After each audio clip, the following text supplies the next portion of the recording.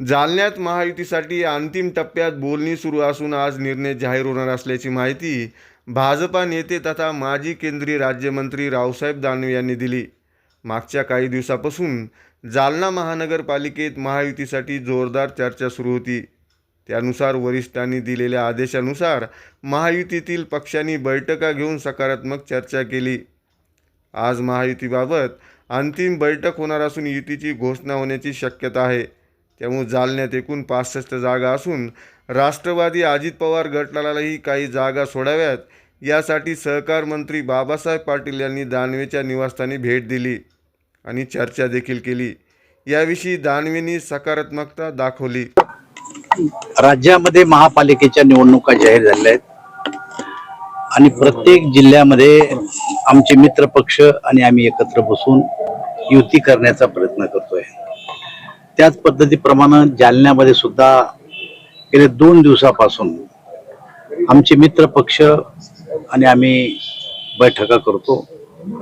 कालही बबनराव लोणीकर, अर्जुनराव खोतकर, कैलाश गोरंट्याल, भास्करआबा दानवे, अरविंदजी चव्हाण, ब्रह्मानंदजी चव्हाण असे सर्व आमचे मित्र पक्ष एकत्र बसलो।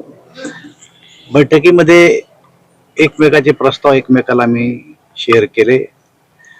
कोणी कोणत्या जागा मागितल्या त्याच्यावर आम्ही आज आमच्या पक्षाचे सगळे नेते एकत्र बसून चर्चा करणार आहे, ते त्यांच्या पक्षाचे नेते एकत्र बसून चर्चा करणार आहे आणि आज 4 वाजता आमची पुन्हा एकदा युतीच्या संदर्भामधली बैठक आहे।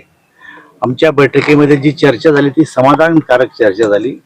या शहराच्या विकासासाठी आपण सगळ्यांनी एकत्र यावं, या शहराच्या जनतेची भावना आहे आणि ती भावना डोळ्यासमोर ठेवून आम्ही एकत्र बसण्याचा निर्णय घेतलेला आहे आणि मला असं वाटतं की अंतिम टप्प्यात युतीची बोलणी आमची सुरू आहे। जालना शहर हे विकासाला मतदान देणारं शहर आहे। कोणी कितीही काही जरी केलं आणि काही बोललं तर त्याकडे दुर्लक्ष करून शेवटी जेव्हा जो कोणी पक्ष विकास करेल त्याच्या पाठीमागे मतदान करणारं हे शहर आहे। त्यामुळे आम्ही आज पुन्हा एकत्र बसून या विषयावर चर्चा करू।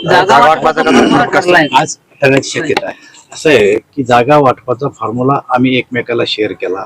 आज आता आपल्या राज्याचे सहकार मंत्री पाटील साहेब आत्ताच येऊन गेले, त्यांनी सुद्धा त्यांच्या पक्षाबद्दलची जी भूमिका आहे ती आमच्या समोर ठेवली आणि मला असं वाटतं ती भूमिका विचारात घेऊन त्यांनाही काही जागा सोडण्याचं आम्ही ठरवलं। राष्ट्रवादी काँग्रेसला तुम्ही प्रतिसाद देत नाहीत असं जिल्हाध्यक्षांचा आरोप आहे। असं आहे, त्यांनी कोणाजवळ आरोप केला मला माहित नाही, पण आता आमच्यासोबत नाश्ता केला, आम्ही चहा पिलो, आमची चांगल्या गप्पा झाल्या आणि त्यांचे सहकार मंत्री होते, कमिशनर माजी आर्दळ साहेब होते, आपले शिक्षक मतदारसंघाचे आमदार होते, सगळे नेते आम्ही एकत्र होतो।